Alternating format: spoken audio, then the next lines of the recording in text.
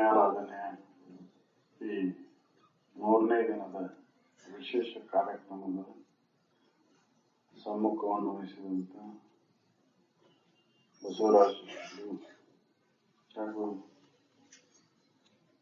ಉಪನ್ಯಾಸಕರಾಗಿ ಇಲ್ಲಿವರೆಗೂ ಉಪನ್ಯಾಸವನ್ನು ನೀಡಿದಂತ ತತ್ವ ವಿಚಾರಗಳನ್ನು ತಿಳಿಸಿದಂತ ಹಿರಣ್ಣ ಸಿದ್ದಣ್ಣವರಲ್ಲೂ ಪ್ರದೀಪ್ ಕೋರ್ಜಿ ಅವರಲ್ಲೂ ಹಾಗೂ ಶಿವಾನಂದ ಅನಿಕಿಯವರಲ್ಲೂ ಹಾಗೂ ಹನುಮಂತನವರು ಹಾಗೂ ಮುಖ್ಯ ಅತಿಥಿಗಳಾಗಿ ಆಗಮಿಸಿದಂತ ರಾಣೆಬೆನ್ನೂರಿನ ತಹಸೀಲ್ದಾರ್ ಆದಂತ ಬಸವರಾಜ್ ಕೋಟೂರ್ ಅವರಲ್ಲೂ ಹಾಗೂ ನಿರೂಪಣೆಯನ್ನು ಮಾಡಿದಂತ ಮಾರ್ಕಂಡೇಯ ಗುರುಗಳವರಲ್ಲೂ ಹಾಗೂ ತಮ್ಮೆಲ್ಲರಲ್ಲೂ ನನ್ನ ವಂದನೆಗಳನ್ನು ತಿಳಿಸುತ್ತ ಸುಖ ಸ್ವರೂಪವೇ ಇಲ್ಲಿವರೆಗೂ ಗುರು ಸ್ಮರಣೆ ಈ ವಿಚಾರವನ್ನ ಅನುಭವ ತಮ್ಮ ಎದುರಿಗೆ ಬಿಚ್ಚಿಟ್ಟಾರ ತಾವೆಲ್ಲ ಕೇಳಿದ್ರಿ. ಗುರು ಅಂದ್ರೆ ಯಾರು, ಯಾರಿಗೆ ಗುರು ಅನ್ಬೇಕು, ಗುರುವಿನ ಲಕ್ಷಣಗಳೇನು, ಯಾಕೆ ಗುರುವಿನ ಅವಶ್ಯಕತೆ ಐತಿ ಅನ್ನೋದ್ರ ಬಗ್ಗೆ ಸಾಕಷ್ಟು ವಿಚಾರಗಳನ್ನು ಹೇಳಿದ್ವಿ. ಯಾಕೆ ಗುರುವಿನ ಅವಶ್ಯಕತೆ ಐತಿ ನಮಗೆ ಅಂದ್ರೆ, ನಾವು ಅಪೇಕ್ಷೆಯನ್ನು ಮಾಡಿ ಹುಡುಕುವಂತ ಏನ್ ಮಾರ್ಗ ಏನೈತಲ್ಲ ಅದು ತಪ್ಪೈತಿ. ಆ ಮಾರ್ಗದಿಂದ ಸರಿ ಮಾರ್ಗವನ್ನ ಕರ್ಣಿಸಕ ಅದನ್ನ ಹಿಡಿಯೋ ಸಲುವಾಗಿ ಗುರುವಿನ ಅವಶ್ಯಕತೆ ಇದೆ. ನಾವು ವಿಷಯಾದಿಗಳಲ್ಲಿ ಸುಖ ಐತೆ ಅಂತ ತಿಳ್ಕೊಂಡು ಅದರೊಳಗ ಸುಖವನ್ನು ಆರಿಸಿ ಅದನ್ನು ಹಿಡ್ಕೊಂಡು ಹೊಂಟೆವು. ಅದು ಬೇಕಾಗಿದ್ದು ಶಾಶ್ವತವಾದಂತ ಸುಖ. ಆ ಸುಖ ಅದ್ರ ಒಳಗಿಲ್ಲಪ್ಪ, ನಿನ್ನೊಳಗ ಐತೆ ಅಂತ ತಿಳಿಸುವಂತ ಗುರುವಿನ ಅವಶ್ಯಕತೆ ಇದೆ. ಅದಕ್ಕೆ ಅಂತ ಗುರುವನ್ನ ಆಶ್ರಯಿಸಬೇಕಾಗುತ್ತೆ. ಗುರುವೇ, ಶ್ರೀ ಗುರುವೇ ತಮ್ಮಯ ತತ್ವದ ಇರುವನ್ನು ತಿಳಿದು ನಿತ್ಯ ಸುಖಿಯಾದೆ. ಆ ಗುರುವಿನ ತತ್ವದ ವಿಚಾರಗಳನ್ನ, ಅವರ ವಿಚಾರಗಳ ದಾರಿಯನ್ನ ತಿಳಿದು ನಾ ನಿತ್ಯ ಸುಖಿಯಾದೆ. ಅಂತ ಗುರುವಿನ ವಿಚಾರಗಳನ್ನ ನಾವು ಸ್ಮರಣೆ ಮಾಡ್ಬೇಕಾಗೈತಿ.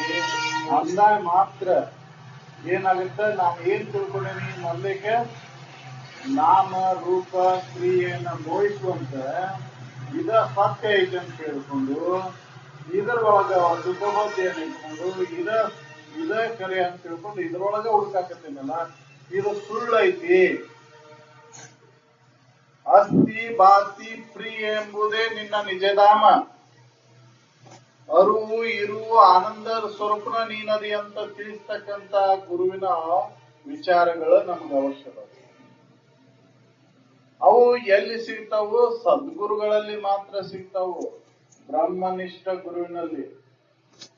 ಅಂತ ಗುರುವನ್ನ ಆಶ್ರಯಿಸಿಕೊಂಡ ಮಾತ್ರ ನಮ್ಮ ಅತ್ಯಂತ ದುಃಖ ನಿವೃತ್ತಿ, ಪರಮಾನಂದದ ಪ್ರಾಪ್ತಿಯಾಗಿದೆ. ಆ ಗುರುವನ್ನ ಕಾಣ್ಬೇಕಂದ್ರ ನನ್ನಲ್ಲಿ ಇರತಕ್ಕಂತ ದೋಷಗಳು ಹೋಗ್ಬೇಕಂತ ಸಾಕಷ್ಟು ವಿಚಾರಗಳನ್ನ ಹೇಳಿದ್ರು. ನೀತಿ ಇಲ್ಲದ ಅದು ಸಿಗುವುದಿಲ್ಲ, ನಿಯಮಾದಿಗಳ ಪರಿಪಾಲನೆ ಇಲ್ಲದ, ಹಂಗ ಅಂತಃಕರಣ ಶುದ್ಧ ಇಲ್ಲದ ನಿಜವಾದಂತ ಗುರು ಯಾರು ಅಂತ ತಿಳ್ಕೊಳಕ್ಕಾಗುದಿಲ್ಲ. ಯಾಕೆ ಗುರುವಿನ ಲಕ್ಷಣಗಳು ಶಿಷ್ಯನ ಲಕ್ಷಣಗಳು ಬೇರೆ ಇಲ್ಲ. ಇವ ತಿಳಿಸ್ಬೇಕನ್ನುವಂತ ಅಪೇಕ್ಷೆ ಉಳ್ಳವನಾಗಿರ್ತಾನ. ಇವ ಅಂತ ಗುರು ಯಾರು ಅಂತ ಕಾಣ್ಕೋಬೇಕನ್ನುವಂತ ಅಪೇಕ್ಷೆ ಉಳ್ಳವನಾಗಿರ್ತಾನ. ಅಂದ್ರ ಮಾತ್ರ ಅದು ಗೊತ್ತಿಡಕ್ ಸಾಧ್ಯ ಐತಿ. ಇಲ್ಲ ಅಂದ್ರೆ ಗೊತ್ತಿಡಕ್ ಆಗುದೇ ಇಲ್ಲ ಗುರುವನ್ನ. ಎಲ್ಲರೂ ಸಾಮಾನ್ಯವಾಗಿ ಎಲ್ಲರೂ ಗುರುವನ್ನ ಅಂತ ತಿಳ್ಕೊಂಡ್ ಬಿಡ್ತೇವೆ ನಾವು. ಇವತ್ತಂತೂ ಒಂದ್ ಸ್ವಲ್ಪ ವೇಷಭೂಷಣಗಳನ್ನ ಬದಲಾವಣೆ ಮಾಡಿಬಿಟ್ರೆ ಎಲ್ಲರೂ ಗುರುವನ್ನ ಅನ್ನಾರ ಒಂದೊಂದು ಇದನ್ ಹೇಳ್ತಾರ. ಯಾವ್ದೋ ಒಂದು ಸಂದರ್ಭದೊಳಗೆ ಯಾವ್ದೋ ಶಾಸ್ತ್ರಿ ಹೋಗಿ ಅವ ಬದ್ಲಿ ಮಾಡ್ಕೊಂಡ ಒಬ್ಬ ಶಿಷ್ಯನ ಕರ್ಕೊಂಡು ಮಠ ಮಾಸ್ತರ್ ಅಂತೇಳಿ ಅವಂಗ ಮಠ ಮಾಸ್ತರ್ ಅವ್ರಿಗೆ ಒಂದು ಸಮಾರಂಭಕ್ಕೆ ಹೋಗಿದ್ರಂತ. ಅಲ್ಲಿ ಇವ್ರಿಗೆ ಹೇಳ್ಬೇಕನ್ನೋ ಉತ್ಕಟ ಇಚ್ಛೆ, ಆದ್ರೆ ಇವ್ರನ್ನ ಯಾರು ಮಾತಾಡ್ಸ್ಲೇ ಇಲ್ಲಂತ, ಯಾರು ಕೇಳೇ ಇಲ್ಲಂತ. ಧರ್ಮಸಭೆ ಕೂಡಿಸಿದಾಗ ಮಾತಾಡ್ಬೇಕನ್ನೋ ಇಚ್ಛೆ ಇವ್ರಿಗೆ, ಆದ್ರೆ ಯಾರು ಇವ್ರನ್ನ ವೇದಿಕೆಗೆ ಕರೆದಿಲ್ಲ. ಅವಾಗ ಏನ್ ಮಾಡ್ಯಾರ, ಹಿಂಗಾದ್ರೆ ನನಗೆ ಇದನ್ ಮಾಡೋದಿಲ್ಲ ಅಂತೇಳಿ ಮಾರ್ಕೆಟ್ನಾಗ ಹೋಗಿ ಕ್ಯಾನಿ ಅರ್ಬಿ ತಗೊಂಡ, ಒಂದ್ ಸುಟ್ಕೇಸ್ ತಗೊಂಡ, ಡ್ರೆಸ್ ಬದ್ಲಿ ಮಾಡಿ ಒಬ್ಬರಿಗೆ 200 ದಿನ ಪಗಾರ ಕೊಡ್ತೀನಿ, ನನ್ಗೆ ಇವತ್ತೊಂದ್ ದಿನ ಈ ಸುಟ್ಕೇಸ್ ಹಿಡ್ಕೊಂಡ್ ಬಾ. ಆ ಡ್ರೆಸ್ ಬದ್ಲಿ ಮಾಡಿ ಆ ಸುಟ್ಕೇಸ್ ಅವ್ರ ಹಿಂದಿಂದ ಹಿಡ್ಕೊಂಡು ಹೋಗ್ಕೊಳ್ಳಿ, ಬರ್ರಿಪ್ಪ ಬರ್ರಿಪ್ಪ ಅಂತ ಹೇಳಿ ವೇದಿಕೆ ಕರ್ಕೊಂಡು ಹೋದ್ರು. ಯಾವ್ದೋ ಸುಟ್ಟು ಹೆಸರು ಹೇಳ್ಬಿಟ್ಟು ಅಂದ್ರ ಇಂತಿಂತ ನಾವು ವೇಷಭೂಷಣಗಳಿಗೆ ಮನ್ನಣೆ ಕೊಡ್ತೇವು, ವಿಚಾರಕ್ಕೆ ಮನ್ನಣೆ ಕೊಡುವುದಿಲ್ಲ. ಎಲ್ಲಿ ಅರ್ಥ ಗಂಭೀರವಾದಂತ ವಿಚಾರಗಳು ಅದಾವು ಅವಕ್ಕ ನಾವು ಮನ್ನಣೆ ಕೊಡುದಿಲ್ಲ. ವೇಷಭೂಷಣಕ್ಕೆ ಮಹತ್ವ ಕೊಟ್ಟು ಅಂತವ್ರನ್ನೆಲ್ಲ ಗುರುಗಳನ್ನ ಮಾಡ್ಕೊಂತೇವು. ಗುರುಗಳನ್ನ ಮಾಡ್ಕೊಂಡು ಅವ್ರು ಏನ್ ಮಾಡ್ತಾರ, ನಮ್ಮಲ್ಲಿರುವಂತ ದ್ರವ್ಯವನ್ನ, ನಮ್ಮಲ್ಲಿರುವಂತ ಏನು ನಾವು ದುಡಿದು ಸಂಗ್ರಹ ಮಾಡಿರುವಂತ ಸಂಪತ್ತನ್ನ ದೋಚಿಸ್ತಾರ. ಆದ್ರೆ ನಮ್ಮ ಚಿತ್ತದ ತಾಪವನ್ನ ಹರಣ ಮಾಡಲಾರವರು, ನಮ್ಮ ದುಃಖವನ್ನ ನಿವಾರಣೆ ಮಾಡಲಾರರು. ಅದಕ್ಕೆ ನಿಜವಾದಂತ ಗುರು ಯಾರು ಅಂತ ಕಾಣ್ಕೋಬೇಕಂದ್ರೆ ನನ್ನ ಅಂತಕ್ಕನ್ನ ಮೊದಲಿಗೆ ಶುದ್ಧ ಆಗ್ಬೇಕು, ನಾನು ಆ ಅಪೇಕ್ಷೆ ಉಳ್ಳವನಾಗಿರ್ಬೇಕು. ಅಂದ್ರೆ ಮಾತ್ರ ಆ ಗುರುವಿನ ದರ್ಶನವನ್ನು ಮಾಡಕ್ ಸಾಧ್ಯ ಐತಿ. ಅದಕ್ಕೆ ಅಂತ ಗುರುನ ಯಾಕ ಅದಾರ ಅಂತಿದ್ರಂತ, ಏನ್ ಬ್ರಹ್ಮನಿಷ್ಠ ಅನ್ನೋರು ಬೋರ್ಡ್ ಹಾಕೊಂಡ್ ಕುಂತಿರ್ತಾರ, ಅವ್ರ ಹನಿಗೇನ ಅವ್ರಿಗೇನ್ ಹರಕತ್ ಆಗೈತಿ, ನೀ ಹುಡುಕ್ಬೇಕ ಅದನ್ನ. ಅವ್ರಿಗೆ ಹರಕತ್ ಆಗಿಲ್ಲ, ಯಾಕಂದ್ರೆ ಶ್ರೀಮಂತ ಇದ್ದವ, ನಾ ಶ್ರೀಮಂತ ಅದೇನೆ ಅಂತ ಬೋರ್ಡ್ ಎಂದು ಹಾಕಿರ್ಲಿಲ್ಲವ. ನಾ ಶ್ರೀಮಂತ ಅದೇನಂತ ಯಾರು ಬೋರ್ಡ್ ಹಾಕೊಂಡ್ ಕುಂತಿರ್ತಾರೇನ್ರಿ ಮನಿ ಮುಂದ? ಇಲ್ಲ, ಅವ್ರು ಮುಚ್ಚಿಡ್ತಾರ, ಅದನ್ನ ತೋರ್ಸಕ್ ಹೋಗುದಿಲ್ಲ. ಹಂಗ ಬ್ರಾಹ್ಮಣಿಷ್ಟ್ರು ಗೊತ್ತಾಗಲ್ಲಂಗೆ ಇರ್ತಾರ. ನಿಜವರಿದ ಯೋಗಿ ಎಲ್ಲರೊಡನೆ ಉಂಡುಟ್ಟು ಸಂಚರಿಸುವಂತ ಯೋಗಿ ಕುಡು ಯೋಗಿ ಅಂತ ಇರ್ತಾರ, ಭೋಗಿ ಕುಡು ಭೋಗಿ ಅಂತಾನೆ ಇರ್ತಾರ, ಕರ್ಮಿ ಕುಡು ಕರ್ಮಿ ಅಂತಾನೆ ಇರ್ತಾರ. ಯಾರಿಗೂ ಗೊತ್ತಚ್ಚಿ ಕೊಡುದಿಲ್ಲ. ಅದಕ್ಕೆ ಅಂತ ಗುರುವನ್ನ ಕಂಡು ಹಿಡಿಬೇಕಾದ್ರೆ ನಾವು ಸಾಧಕರಾಗಿರ್ಬೇಕು ಅಂತ. ಸಾಧಕ ಅವಸ್ಥೆ ಒಳಗೆ ಏನು ನಿಯಮಗಳದಾವಲ್ಲ ಅವನು ಪಾಲನೆ ಮಾಡ್ಬೇಕು ಅಂತ. ಈ ಮನುಷ್ಯ ಜನ್ಮ ಬಂದಿದ್ದು ಸಾಧನೆ ಮಾಡಕ್ ಸಲುವಾಗಿರ್ತಾನ. ಅದನ್ನ ಹೆಂಗಾರ ಕಳೆದ್ರೆ ವ್ಯರ್ಥ ಅಂತ. ಅದಕ್ಕೆ ಇಲ್ಲಿ ಮೊದ್ಲಿಗೆ ನೀತಿ ವಿಧಾನ ಆಗುವಂತ ಇತ್ತು. ಮೊದ್ಲೇ ನೀತಿ ಬರ್ಲಿಲ್ಲ. ನೀತಿ ಇಲ್ದ ನೀನು ಎಷ್ಟು ಕೇಳಿದ್ರ ಏನೋ, ಎಷ್ಟ್ ಇದನ್ ಮಾಡಿದ್ರ ಏನೋ, ನೀತಿನ ಇಲ್ಲ ಅಂದ್ರ ಇಲ್ಲಿ ಮೋಸ ವಂಚನೆ ಇದನ್ನ ಸುಳ್ಳು ಹೇಳುದು ಇದನ್ ಮಾಡಿ ಹಿಂಸೆ ಮಾಡಿ ಅಲ್ಲಿ ಹೋಗಿ ಕಲ್ಲು ದೇವ್ರಿಗೋ ಕಟ್ಟಿಗೆಗೋ ಏನಾರ ಅರ್ಪಣೆ ಮಾಡಿ ಏನಾರ ಅದಕ್ಕೆ ಊರು ಸೇವಾ ಮಾಡಿ ದೀಪ ಹಚ್ಚಿ ಧೂಪ ಹಚ್ಚಿದ್ರೆ ಏನ್ ಮಾಡ್ತಿದ್ರು? ಎಲ್ಲಿ ನೀ ದೋಷ ಮಾಡಿ ಅಲ್ಲಿ ನಡ್ಕೋ, ಎಲ್ಲಿ ಹಿಂಸೆ ಮಾಡಿ ಅಲ್ಲಿ ಕ್ಷಮೆ ಕೇಳು. ಏನೋ ತಿಳಿದ ಮಾಡಿದಂತ ಇದನ್ನ ತಪ್ಪನ್ನ ಒಪ್ಕೊಂಡ ನಡೆದಾಗ ಮಾತ್ರ ನಿನ್ನಲ್ಲಿರುವಂತ ದೋಷಗಳ ನಿವಾರಣೆ ಆಕವು, ಅಂತಕ್ಕನ್ನ ಶುದ್ಧ ಆಕತಿ. ಅವಾಗ ಗುರುಗಳು ಹೇಳಿದಂತ ವಿಚಾರಗಳನ್ನ ಮಾತ್ರ ತಿಳ್ಕೊಂಡಾಗ ಸಾಧ್ಯ. ಯಾಕಂದ್ರೆ ಈ ನಾಮ ರೂಪಕ್ಕ ಮೋಹಿಸುವಂತ ಕುಂತೈತಿ ಎಲ್ಲಾ ಜಗತ್ತೆಲ್ಲ. ನಾಮ ಒಂದ ಚೇಂಜ್ ಮಾಡ್ಕೊಂಡು ರೂಪ ಒಂದ ಚೇಂಜ್ ಮಾಡ್ಕೊಂಡು ಕ್ರಿಯೆ ಒಂದು ಬದ್ಲಿ ಮಾಡ್ಕೊಂಡ್ ಬಿಟ್ರೆ ಎಷ್ಟು ಮನ್ನಣೆ ಕೊಡ್ತೈತಿ ಇವತ್ತು ಜಗತ್. ಹೌದಲ್? ನಾನ್ ಇರುದ ಬೇರೆ ಕಾರ್ಯ, ನನ್ನ ರೂಪ ಬೇರೆನೈತಿ. ಅವನ್ನೆಲ್ಲಾ ಬದ್ಲಿ ಮಾಡ್ಕೊಂಡ್ ಬಿಟ್ರೆ, ಹೆಸರು ಒಂದ್ ಬದ್ಲಿ ಮಾಡ್ಕೊಂಡ್ ಬಿಟ್ಟಂದ್ರ ಸಾಕಷ್ಟು ಮನ್ನಣೆ ಕೊಡ್ತೈತಿ. ಇವತ್ತೇನ ಅದಕ್ಕೇನ ಕಷ್ಟ ಪಡೋಬೇಕಾಗಿಲ್ಲ. ಅದಕ್ಕೆ ಶಂಕರಾಚಾರ್ಯ ಹೇಳಿದ್ರು, ಉದರ ನಿಮಿತ್ತಂ ಬಹುಕೃತ ವೇಷಂ. ಎಲ್ಲ ಹೊಟ್ಟಿಪಾಡಿಗೆ ಮಾಡೋದೆಲ್ಲ ಹೊಟ್ಟಿಪಾಡಿಗೆ. ಅವ್ರು ಮಾಡೋದು ಅದಕ್ಕೆ, ನಾವು ಮಾಡೋದು ಅದಕ್ಕೆ. ಆ ನೀ ಮಾಡಿದ್ದು ನಿಯತ್ಲಿದ್ದ ಮಾಡು. ಮೋಸ ಮಾಡಬೇಡ, ಸುಳ್ಳು ಹೇಳ್ಬೇಡ, ವಂಚನೆ ಮಾಡಬೇಡ, ಯಾವುದೇ ನಿನ್ನ ವರ್ಗದ ಜೀವಿಗೆ ನೀನು ಮೋಸ ಮಾಡಬೇಡ. ಈ ನೀತಿ ಬಲವಾದ್ರೆ ಮಾತ್ರ ಆ ಗುರುವಿನ ಸ್ಮರಣೆಯನ್ನು ಮಾಡಕ್ ಸಾಧ್ಯ ಐತಿ. ಅರುವ ಗುರು ಅಂತ ಏನು ಹೇಳಿದ್ರಲ್ಲ, ಎಲ್ಲಾ ನಾವ್ ಅದನ್ನ ಏನ ಬರೇ ಗೋಡೆ ಬರಹಗಳನ್ನ ಮಾಡ್ಕೊಂಡ್ ಬಿಟ್ಟೇವಿ. ಗೋಡೆ ಮೇಲೆ ಬರಹ ಎಲ್ಲಾ ಸ್ಕೂಲ್ ಮೇಲೆ ಅರಿವೇ ಗುರು, ಜ್ಞಾನ ದೇವಕುಲ ಇದು, ಇಲ್ಲಿ ಅರಿವೇ ಗುರು ಐತಿ. ಆ ಅರಿವು ನಾನಾ ಅದೇನೆನ್ನುವಂತ ತಿಳುವಳಿಕೆಯನ್ನು ಮಾಡ್ಕೊಂಡ ಸಲುವಾಗಿ ನಾವ್ ಅಲ್ಲಿ ಪ್ರಯತ್ನ ಮಾಡದೆ ನಾವ್ ಏನ್ ಮಾಡ್ಕೊಂಡ್ ಇವತ್ತ ವಿಷಯಾದಿಗಳ ಒಂದು ಜ್ಞಾನವನ್ನ ಪಡೆಯಾಕ. ಹೌದಲ್ರಿ, ಸಾಮಾನ್ಯವಾಗಿ ಗುರು ಅಂದ್ರ ಅದು ದೊಡ್ಡದು ಅಂತ, ಮಹತ್ತಾದದ್ದು ಅಂತ, ವ್ಯಾಪಕವಾಗಿರುವಂತದ್ದು. ಅದು ಸಣ್ಣದಲ್ಲದು. ಅದನ್ನ ತಿಳ್ಕೋಬೇಕಂದ್ರೆ ನನ್ನಲ್ಲಿಯೂ ಕೂಡ ವ್ಯಾಪಕತ್ವದ ಒಂದು ಗುಣ ಬರಬೇಕಲ್ಲ. ಎಲ್ಲರನ್ನೂ ನೋಡುವಂತ ಒಳ್ಳೆಯ ದೃಷ್ಟಿಯಿಂದ ನೋಡುವಂತ ಗುಣ ಬರಬೇಕಲ್ಲ. ಅಂದಾಗ ಮಾತ್ರ ಗುರು ಸ್ಮರಣೆಯನ್ನು ಮಾಡಕ್ ಸಾಧ್ಯ ಐತಿ. ಅಂತ ಗುರುವಿನ ಹೇಳಿದಂತ ವಿಚಾರಗಳನ್ನ ನೆನಪು ಮಾಡ್ಕೊಳಕ್ ಸಾಧ್ಯ.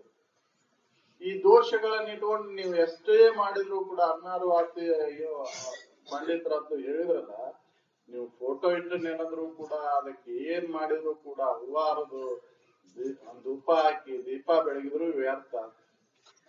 ನಾನು ಮುಂಜಾನೆ ದೊಡ್ಡಮನಿ ಗುರುಗಳಿಗೆ ಅಂದೆ, ಏನ್ರಿ ಗುರುಗಳ, ಯಾವ ಪಾಪ ಆ ಗಿಡ ತನ್ನ ವಂಶಾಭಿವೃದ್ಧಿಗಾಗಿ ಹೂವನ್ನ ಬಿಟ್ಟೈತಿ, ಅದನ್ನ ಹರ್ಕೊಂಡ್ ಬಂದು ನೀವ್ ಇಲ್ಲಿ ಫೋಟೋ ಕಿಟ್ರೆ ಅದ್ ಮರಗುದಿಲ್ಲನ ಪಾಪ ಅದು. ಹೌದಲ್ರಿ, ಮರಗ್ತಿಲ್ಲ ಅದು, ತನ್ನ ವಂಶಾಭಿವೃದ್ಧಿಯಾಗಿ ಆಗಿಬಿಟ್ಟಿದ್ದದು. ಅದರಿಂದ ಕಾಯಾಗಿ ಹಣ್ಣಾಗಿ ಆ ಹಣ್ಣಿನಲ್ಲಿ ಬೀಜ ಇರ್ತಕ್ಕಂಥದ್ದು ಪ್ರಸರಣ ಆಗ್ಲಿ ಅಂತ ಅದನ್ನ ಬಿಟ್ಟೈತಿ. ನೀವು ಅದನ್ನ ಇನ್ನ ಹೂವ ಇರತ್ಲೇನ ತಂದ ಅದನ್ನ ಇಟ್ರ ಪಾಪ ದುಃಖ ಆಗುದಿಲ್ಲ. ಅದನ್ನ ವ್ಯಕ್ತ ಮಾಡಾಕ ಅದಕ್ಕೆ ಅಂತಃಕರಣ ಇಲ್ಲ, ಅದು ಹೇಳುದಿಲ್ಲ. ಅದಕ್ಕೆ ಜರ್ ಕಡ್ತಾ ಅಂತಃಕರಣ ಅಥವಾ ಅದು ಚಲಿಸುವಂತ ಸಂದರ್ಭ ಇತ್ತಂದ್ರ ಕಪಾಳಿ ಹೊಡೆದ್ಬಿಡುತ್ತೆ. ಯಾಕೋ ಉತ್ಸಾಹ, ನನ್ನ ಅಂಗಗಳನ್ನ ಯಾಕೆ ನಾಶ ಮಾಡಾಕತ್ತಿ ನೀನು, ನೀನೆಂತ ಮಾನವ ಅಂತ ಕೇಳ್ತಿತ್ತದು. ಅದಕ್ಕೆ ಅಂತಃಕರಣ ಇಲ್ಲ ಅಂತ ಸುಮ್ಮೈತಿ. ಅದರ ಭಾವನೆಯನ್ನ ವ್ಯಕ್ತ ಮಾಡಾಕ ಅದಕ್ಕೆ ಕರ್ಣಗಳಿಲ್ಲ. ಅದೇ ಸಲುವಾಗಿ ಅದು ಸುಮ್ಮ ಐತಿ ಅಂತ ತಿಳ್ಕೊಂಡ ನಾವು ಅವ್ನ ಹೆಂಗ್ ಬೇಕಾದಂಗ ಉಪಯೋಗ ಮಾಡ್ಕೊಂಡ, ಅದರ ಸಲುವಾಗಿ ಅವನ್ನೆಲ್ಲ ವ್ಯರ್ಜ ಮಾಡಿದ್ರು. ಅದನ್ನ ನೀವ್ ಏನ್ ಮಾಡ್ರಿ, ಹಣ್ಣನ್ನ ತನ್ನ ಅಂತೀರಿ, ಜೀವಿಗಳನ್ನ ಸಂತೋಷಗೊಳಿಸುವಂತ ಕಾರ್ಯದಲ್ಲಿ ತೊಡಗಿದಾಗ ಅಂದಾಗ ಮಾತ್ರ ನಿಮ್ಮ ಅಂತಃಕರಣವನ್ನು ಶುದ್ಧ ಆಕೈತಿ. ಆ ಜೀವಿಗಳ ನಿಮ್ಮನ್ನು ಹರಿಸ್ತಾರ. ಹರಿಸಿದ್ರಿಂದ ನಿಮ್ಮ ಪುಣ್ಯದ ಫಲ ಲಭಿಸ್ತೈತಿ. ಆ ಪುಣ್ಯದ ಫಲದಿಂದ ಗುರುವಿನ ಸ್ಮರಣೆಯನ್ನು ಮಾಡ್ಕೊಳಕ್ ಸಾಧ್ಯ ಐತಿ. ಇಲ್ಲಾಂದ್ರೆ ಹಂಗೆ ಹೋಗೋದಕ್ಕೈತಿ. ನಾವು ಯಾರೋ ಅಂಧ ಶ್ರದ್ಧೆಯನ್ನುಳ್ಳವ್ರು ಏನೋ ಹೇಳಿಬಿಟ್ರೆ ಅದನ್ನ ನಾವು ಇವತ್ತು ಮಾಡ್ಕೊಂತ ಹೊಂಟ್ಬಿಟ್ಟಿವು. ನಮಗ್ ವಿಚಾರ ಬೇಡಂದ್ರಿ, ಅನುಭವಗಳೆಲ್ಲ ಹೇಳ್ಕೊಂತ ಬಂದ್ರೆ ಯಾವ ಅನುಭವನು ನಾನು ಫೋಟೋ ಇಡಪ್ಪ, ನನಗ್ ಧೂಪ ಹಾಕು, ದೀಪ ಹಾಕು, ಹೂವು ಏರ್ಸು, ಪತ್ರಿ ಏರ್ಸು ಅಂತ ಎಲ್ಲಿ ಹೇಳಿಲ್ಲ. ಹೇಳ್ಯಾರನ್ರಿ ಯಾವ್ದಾರ ಅನುಭವೇ ಹೇಳಿಲ್ಲ. ಸುಮ್ನ ನಾವ ಕಲ್ಪನೆಯನ್ನು ಮಾಡ್ಕೊಂಡಾಗತ್ತೇವು. ಕಲ್ಪನೆಯನ್ನು ಮಾಡ್ಕೊಂಡು ನಾವು ಮಾಡ್ಕೊಂಡಾಗತ್ತೇವು. ಆದ್ರಿಂದ ನನ್ನ ಅಂತಃಕರಣ ಶುದ್ಧ ಆಗುದಿಲ್ಲ. ಅದಕ್ಕೆ ನನ್ನ ಅಂತಃಕರಣ ಶುದ್ಧ ಆಗ್ಬೇಕಾದ್ರೆ ಮೊದಲೇ ಜೀವಿಗಳ ಕೂಡ ನಡ್ಕೋಬೇಕಾಗಿದೆ. ನಡ್ಕೊಂಡ ಮಾತ್ರ ಆ ಗುರುವಿನ ಸ್ಮರಣೆಯನ್ನು ಮಾಡಕ್ ಸಾಧ್ಯ ಐತಿ. ಅರುವ ನಾನಂತ ತಿಳ್ಕೊಳಕ್ ಸಾಧ್ಯ ಐತಿ. ಆ ಸದ್ಗುರು ಅರುವೇ ನೀನೆಂದು ಸದ್ಗುರು ಪೇಳಿ ತಿಳಿಯೋವನೇ ಜಾನರ ದೇವ ಅಂತ ಹೇಳಿದ್ರಲ್ಲ. ಜಾನರ ಆಗ್ಬೇಕಂದ್ರೆ ನಾವು ಗುರುಗಳು ಹೇಳಿದಂತ ನೀ ಅರುವ ಸ್ವರೂಪ ದೀಪ, ನೀ ನಾಮ ರೂಪಗಳ ನೀನಲ್ಲ, ನೀ ಅಸ್ಥಿ ಬಾತಿ ಪ್ರಿಯ ವಸ್ತು ಅದಿ, ತ್ರಿಕಾಲ ಬಾಧಿತ ವಸ್ತು ಅದಿ, ಎಂದೂ ನಾಶವಾಗದೆ ಇರ್ತಕ್ಕಂಥ ಅರು ನೀನದಿ, ಹಿಂದು ಇಂದು ಮುಂದು ಯಾವಾಗ್ಲೂ ಇರುವಂತ ಆ ಸದ್ವಸ್ತು ನೀನದಿ ಅಂತ ಹೇಳಿದಂತ ವಿಚಾರಗಳು ನನ್ನಲ್ಲಿ ಗಟ್ಟಿ ಆಗ್ಬೇಕಂದ್ರೆ ದೋಷಗಳು ದೂರ ಆಗ್ಬೇಕು. ಆ ದೋಷಗಳನ್ನ ದೂರ ಮಾಡ್ಕೊಂಡಾಕ ಇಲ್ಲಿ ನಡ್ಕೋ. ಅದಕ್ಕೆ ಅವ್ರ ಅಜ್ಜಾರು ಹೇಳಿದ್ರು, ನೀವೆಲ್ಲಾ ದೇವರುಗಳು ನಾನು ಪೂಜಾರಿ, ನಿಮ್ಮನ್ನ ಸಂತೋಷಗೊಳಿಸುವಂತಹದ್ದು ನನ್ನ ಕರ್ತವ್ಯ. ಅದನ್ನ ಮಾಡ್ತೀನಿ, ನಾ ವಾಣಿಯಿಂದ ಅದನ್ನ ಮಾಡ್ತೀನಿ. ನಿಮ್ಮ ಸಂತೋಷ ಆದ್ರ ನನಗ ಒಂದ್ ಸ್ವಲ್ಪ ಹೊಗಳ್ರಿ,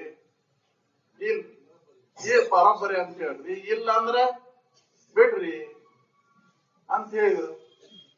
ಇದನ್ನ ನಾವು ಮಾಡ್ಕೋಬೇಕಾಗೈತಿ. ನನ್ನ ಅಂತಃಕರಣ ದೋಷಗಳನ್ನ ಕಳ್ಕೋಬೇಕಾಗೈತಿ ಮೊದಲಿಗೆ. ಅದನ್ನ ಕಳ್ಕೊಂಡಾಗ ಗುರುಗಳು ಹೇಳಿದಂತ ವಿಚಾರಗಳನ್ನ ತಿಳ್ಕೊಂಡು ಉಳ್ಕೊಂಡಾಗ ಸಾಧ್ಯ ಐತಿ. ಅದಕ್ಕೆ ನಾವು ಪ್ರಯತ್ನ ಮಾಡೋಣ. ಅವ್ರು ಹೇಳಿದಂತ ವಿಚಾರಗಳು ಎಲ್ಲಾ ಮಹಾತ್ಮರು ಹೇಳ್ಕೊಂತ ಬಂದಾರ. ಜಗತ್ ಈ ಭೂಮಿ ಮೇಲೆ ಅವತರಿಸಿದಂತ ಎಲ್ಲಾ ಅನುಭವಗಳು ಹೇಳಿದಂತ ವಿಚಾರಗಳು ಒಂದಾದವು. ಭಾಷೆ ಭಿನ್ನ ಭಿನ್ನ ಇರ್ಬೋದು, ಆದ್ರ ಅವ್ರು ಹೇಳಿದಂತ ವಿಚಾರಧಾರೆಗಳು ಒಂದಾದವು.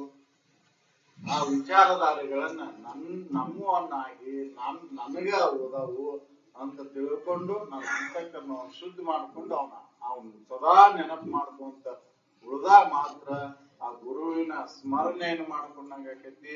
ಆ ಗುರುವಿನ ಋಣವನ್ನ ತೀರಿಸಂಗ ಆಕೈತಿ. ಇಲ್ಲ ಅಂದ್ರ ಅವ್ರ ಋಣದೊಳಗೆ ಹೋಗ್ಬೇಕಾಕೈತಿ ನಾವು. ಅದಕ್ಕೆ ನಾವು ಇದನ್ನ ಮಾನವ ಜನ್ಮ ಸಾರ್ಥಕ ಆಗ್ಬೇಕಂದ್ರ, ಅವ್ರ ಋಣ ತೀರಿಸ್ಬೇಕಂದ್ರ ಅವ್ರು ಹೇಳಿದಂತ ವಿಚಾರಗಳನ್ನ ನಾವು ಅಳವಡಿಸ್ಕೊಂಡು ಇದನ್ನು ಸಾರ್ಥಕಗೊಳಿಸೋಣ ಅಂತೇಳಿ ನಾನು ಒಂದೆರಡು ಮಾತನ್ನು